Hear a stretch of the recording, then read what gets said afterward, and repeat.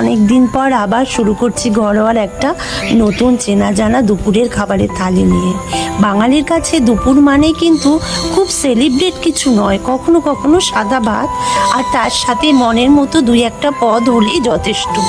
আজকে থালায় থাকছে সাদা ভাত, তার সাথে লেবু লঙ্কা আর নুন, তার সাথে থাকছে ছোলা বাদাম দিয়ে কচু শাক, সঙ্গে থাকছে ডাল, ডিমের ঝাল। আর আজকে রান্নার সব থেকে স্পেশাল পদটি হলো পমফ্রেট মাছের লাল ঝাল। তাহলে চলো আজকে পমফ্রেট মাছের লাল ঝালের রেসিপিটা আমরা দেখিনি।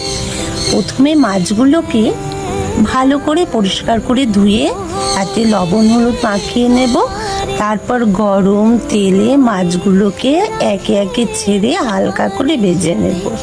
তারপরে ওই তেলেই প্রয়োজন মতন পেঁয়াজ দিয়ে দেবো। পেঁয়াজটা ভাজা হয়ে গেলে তাতে আদা রসুন টমেটো বাটা দিয়ে মশলাটাকে কষিয়ে নেবো। তাতে নুন আর লঙ্কার গুঁড়ো আমি অ্যাড করেছি, তোমরা তোমাদের স্বাদ মতন দিয়ে নেবে।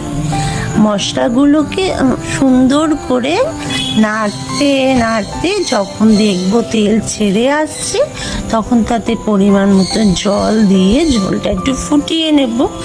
তারপরে ভাজা পমফ্রেট মাছগুলো একে একে দিয়ে কিছুক্ষণ ঢাকা দিয়ে রাখলেই ব্যাস তৈরি হয়ে গেল পমফ্রেট মাছের লাল লাল ঝাল।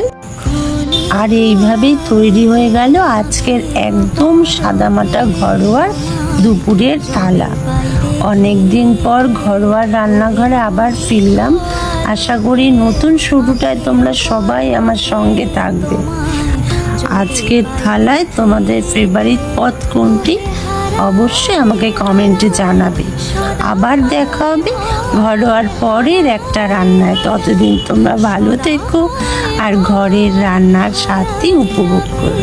ভিডিওটি ভালো লাগলে অবশ্যই লাইক শেয়ার অ্যান্ড সাবস্ক্রাইব করে দিও।